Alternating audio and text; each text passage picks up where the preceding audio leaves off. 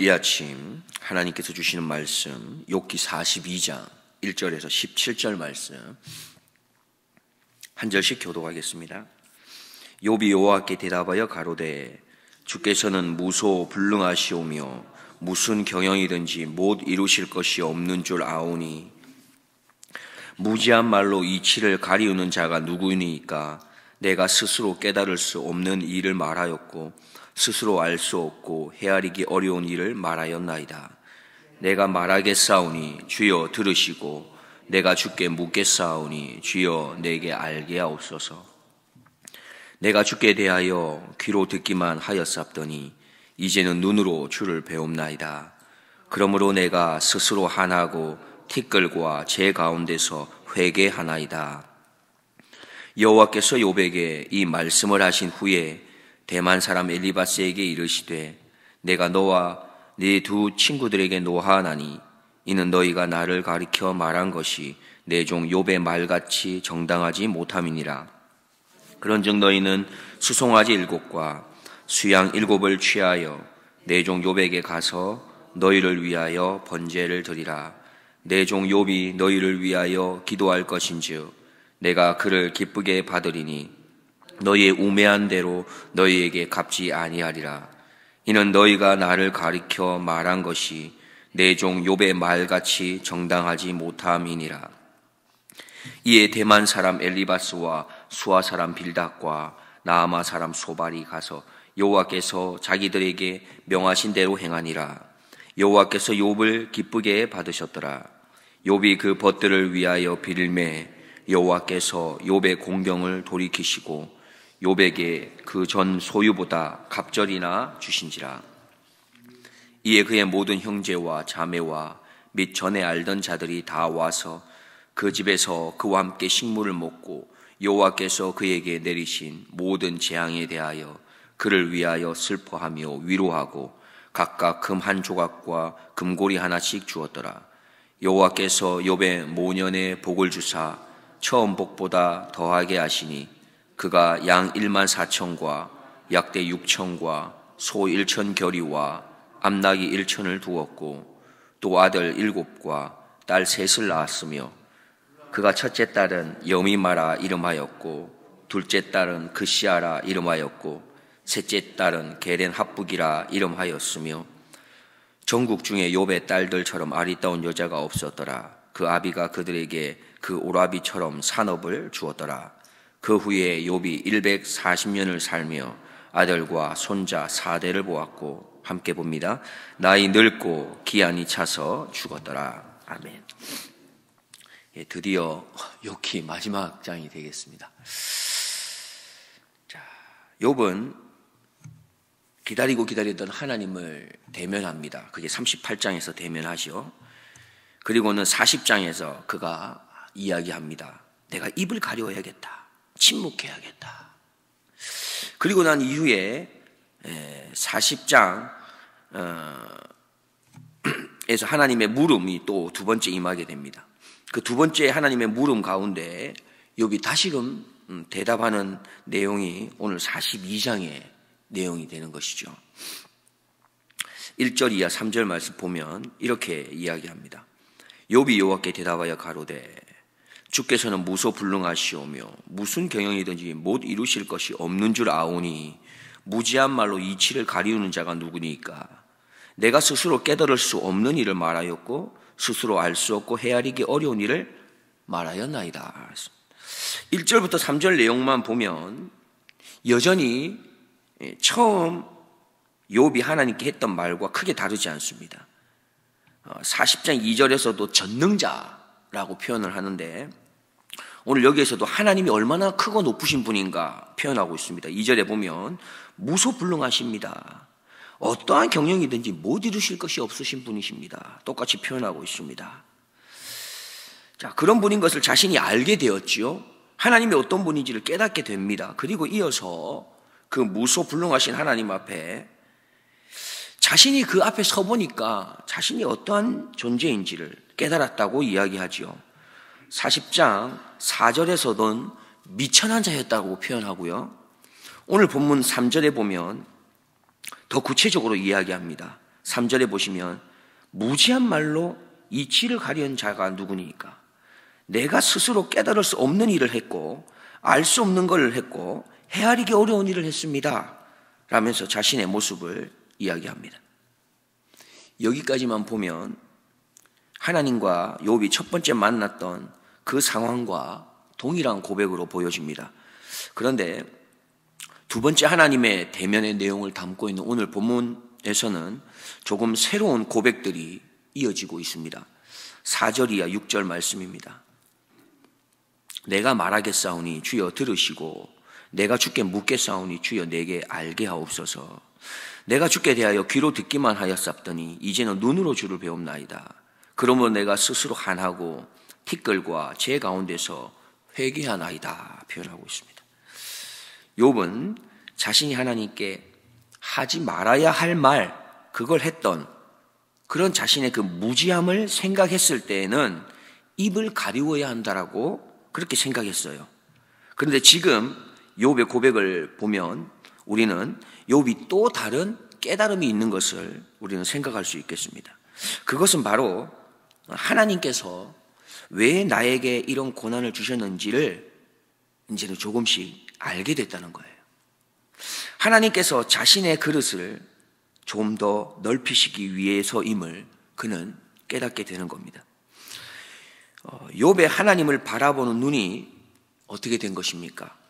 이미 하나님을 바라보는 눈이 있었어요. 그러나 그 눈이 더 활짝 열리게 된 것이죠.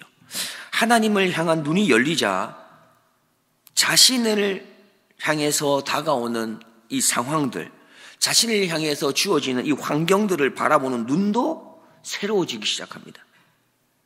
세상을 향한 안목도 새로워지기 시작한 것이죠. 그래서 욥은 침묵만이 답이 아니라는 것을 깨닫게 된 겁니다.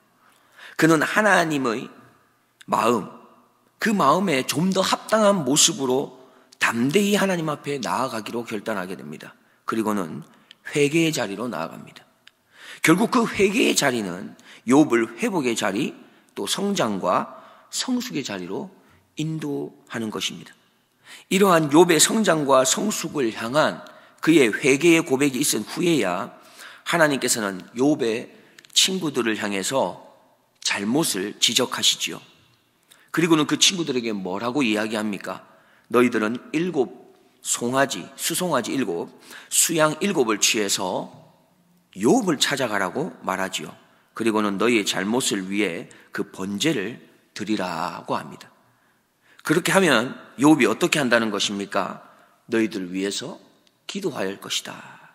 그러면 내가 욥의 기도를 듣고 기뻐 받아서 너희의 어리석음으로 인해서 너희가 감당해야 할 그 죄를 내가 너에게 갚지 아니하겠다 말씀하고 계십니다.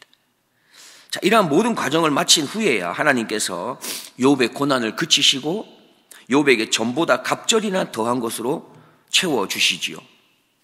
그리고 욥의 모든 형제들, 그리고 이전에 알고 지냈던 모든 이웃들이 다시금 욥을 찾아와서 함께 음식을 먹고 또 그들이 함께 욥이 당했던 지금까지 겪어왔던 것들에 대해서 함께 슬퍼하고 위로하면서 그렇게 하겠다 말씀을 이어가고 있습니다. 10절과 11절 말씀입니다. 욥이 그 벗들을 위하여 빌매 여호와께서 욥의 공경을 돌이키시고 욥에게 그 전 소유보다 갑절이나 주신지라. 이에 그의 모든 형제와 자매와 및 전에 알던 자들이 다 와서 그 집에서 그와 함께 식물을 먹고 여호와께서 그에게 내리신 모든 재앙에 대하여 그를 위하여 슬퍼하며 위로하고 각각 금 한 조각과 금고리 하나씩 주었더라 했습니다. 자, 오늘 하나님께서 욥기의 이 내용을 마무리하시면서 지금 욥과 친구들에게 있어서 각각 다른 어떠한 모습으로 다가가고 계신 것을 우리가 좀 볼 수 있습니다. 하나님께서 욥에게는 노하신다라는 표현을 사용하지 않습니다. 그러나 친구에게는 노하셨다 표현하고 있죠. 그리고는 그 이유도 말씀합니다. 7절입니다. 여호와께서 욥에게 이 말씀을 하신 후에 대만 사람 엘리바스에게 이르시되 내가 너와 내 두 친구에게 노하노니 이는 너희가 나를 가리켜 말한 것이 내 종 욥의 말같이 정당하지 못함이니라 라고 표현하고 있습니다. 욥은 처음부터 마지막까지 하나님 앞에서 하나님을 통해서 그렇게 문제의 해답을 찾으려고 했던 것이죠. 그러나 친구들은 욥을 통해서 문제를 해결하려 합니다. 자신의 지식, 자신의 충고, 자신의 경험을 바탕으로 욥을 통해서 문제를 해결하려 하죠. 그래서 욥을 향해서 위로하겠다고 찾아갔던 그 귀한 걸음이 도리어 욥에게 아픔이 되고 상처가 되고 심판의 메시지로 전해졌던 것입니다. 사실 욥이 하는 말들을 들어보면 상당히 반항적이기도 하고 좀 불경스럽게 여겨지는 말들이 많이 있다는 것을 우리가 살펴보았습니다. 그러나 욥은 그 모든 것이 하나님 앞에 있었습니다. 바로 그것이 하나님께서 귀하게 여기신 모습입니다. 무지하고 불완전하고 연약함 투성이인 우리들이 어떻게 하나님의 그 온전하심과 같이 온전할 수가 있겠습니까? 다만 우리가 구할 수 있는 것이라면 하나님의 긍휼과 자비와 은총을 구하는 그 마음으로 그냥 하나님 앞에 있는 것이죠. 하나님 앞에 있기를 힘쓸 뿐인 것입니다. 하나님 앞에 있기를 힘쓰는 바로 그것이 하나님께서 욥을 귀하게 여겨주신 이유가 되는 것이죠. 무슨 일이 있어도 하나님 앞을 떠나지 않고 끝까지 인내하고 그 자리를 지키는 것이 바로 하나님을 향한 그 믿음의 몸부림인 것입니다. 하나님께 의롭다 인정함을 받고 하나님의 기쁨이 될 수 있는 첫 번째 길은 어떤 상황이라도 하나님 앞에서 떠나지 않고 끝까지 하나님께 구하고 또 하나님을 향해서 찾고 두드리는 것을 계속하는 것입니다. 끝까지 인내하면 욥과 같이 하나님의 인정을 받을 수 있는 것이죠. 야고보서 5장 11절입니다. 보라, 인내하는 자를 우리가 복되다 하나니 너희가 욥의 인내를 들었고 주께서 주신 결말을 보았거니와 주는 가장 자비하시고 긍휼히 여기는 자신이라 했습니다. 두 번째로 우리가 좀 살펴보겠는데요. 한 가지 여쭙겠습니다. 여러분이 만약에 욥의 입장이라면 어떠하시겠습니까? 그렇게 많은 재산을 잃어버리고 자녀들을 모두 잃어버리고 아내는 자신을 떠나고 저주하고 떠나고 주변의 모든 사람들이 자신을 향해서 죄인 취급하면서 그 자신을 멀리했죠. 그런데 이후에 하나님이 모든 것을 회복시켜 주십니다. 그것도 갑절로 채워주셨지 않습니까? 그렇다면 갑절로 복을 받은 상황을 맞이하면서 우리는 기뻐할 수 있을까요? 혹 물질이 갑절로 된 것, 이것 때문에 우리가 더 기뻐할 수 있을 것 같기도 합니다. 그런데 내가 그렇게 사랑해서 함께 살았던 아내, 나를 저주하고 떠났죠. 내가 그렇게 사랑으로 어릴 때부터 키워왔던 세 자녀를 몽땅 다 잃어버렸는데, 그리고 난 이후에 새롭게 아내도 맞이했어요. 또 새롭게 세 자녀를 얻었어요. 그러면 만족이 될까요? 그게 보상이 될까요? 가족을 잃은 아픔, 그것을 온전히 대신할 만한, 그것을 풍족하게, 더 풍족하게 만족스럽게 할 만한 것이 이 세상에 있겠습니까? 그건 이루어질 수 없는 거예요. 사랑스러워했던 아내, 사랑스러워하고 그렇게 길러왔던 자녀를 잃은 그것을 대신할 만한 게 무엇이 있겠습니까? 갑절을 얻는다고 한들 그게 보상이 되시겠습니까?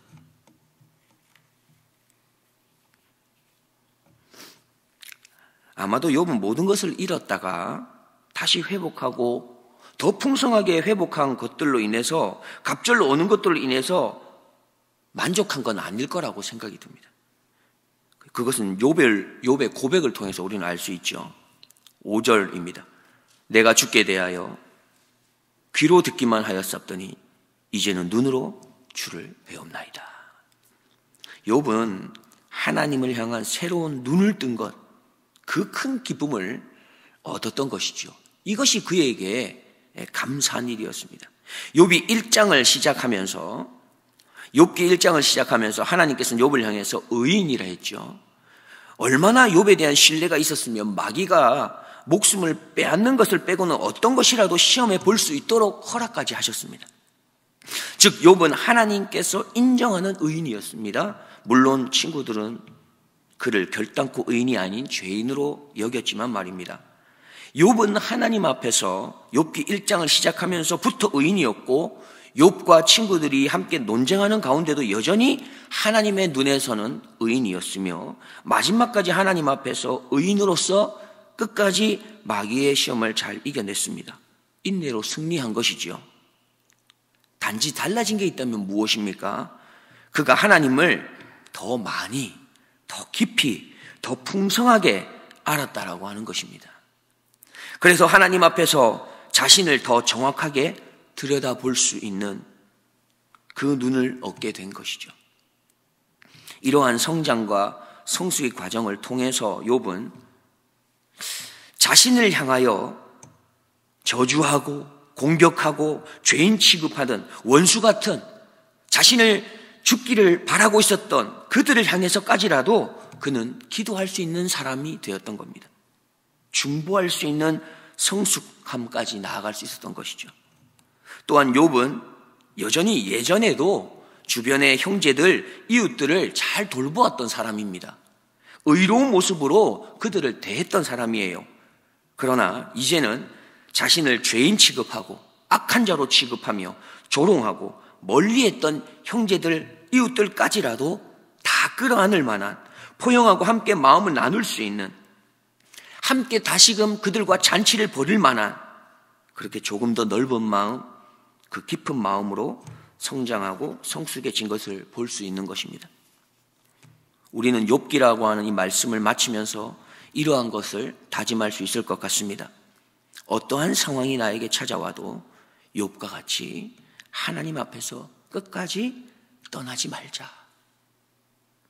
혹 나의 모습이 하나님 앞에서 조금은 무례해 보이거나 함부로 말을 하는 것 같아 보일 수 있을지라도 그래도 하나님 앞에서 하나님으로부터 답을 얻을 수 있다라고 하는 것을 믿고 포기하지 않는다면 반드시 하나님께서 나를 지금의 나보다 조금 더 성숙으로 인도해 가실 것이라는 것을 믿고 끝까지 나아가자라는 것입니다.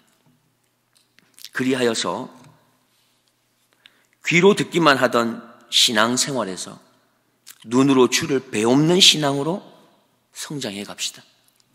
성전 안에서의 신앙생활에만 집중했던 우리가 성전 밖에서의 신앙생활로 성장해 갑시다. 말씀을 들어서 알기도 하고 때로는 깨닫기도 하고 감동도 했던 신앙, 그것에서 조금 더 나아가 말씀대로 순종하며 살아내는 신앙, 그래서 하나님의 행하신 일을 경험하고 체험하는 신앙으로 나아갈 수 있고 성장하는 우리 모두가 되기를 주님의 이름으로 축복드립니다. 함께 기도하겠습니다. 하나님 아버지 고맙습니다. 너무나도 부족하고 연약한 저희들을 사랑하시고 또 사랑하셔서 이렇게 하루를 시작하면서 날마다 주님 앞에 나와 예배하고 기도하며 말씀으로 하루를 살아내기를 힘쓸 수 있도록 우리를 인도해 주셔서 감사합니다. 여전히 부족하지만 오늘도 주신 말씀 붙들고 믿음으로 약속의 말씀으로 소망을 가지고 승리의 걸음을 날마다 걸어갈 수 있도록 축복하여 주옵소서. 그래야 하나님, 우리가 연약했던 신앙이 성장하는 신앙으로, 귀로 듣기만 했던 신앙이 눈으로 보는 신앙으로, 성전 안에서의 신앙이 성전 밖에서의 신앙으로까지 성장하고 성숙해가는 주님의 귀한 아들, 딸들이 되기를 간절히 소망하오며 살아계신 예수 그리스도의 이름으로 기도드리옵나이다.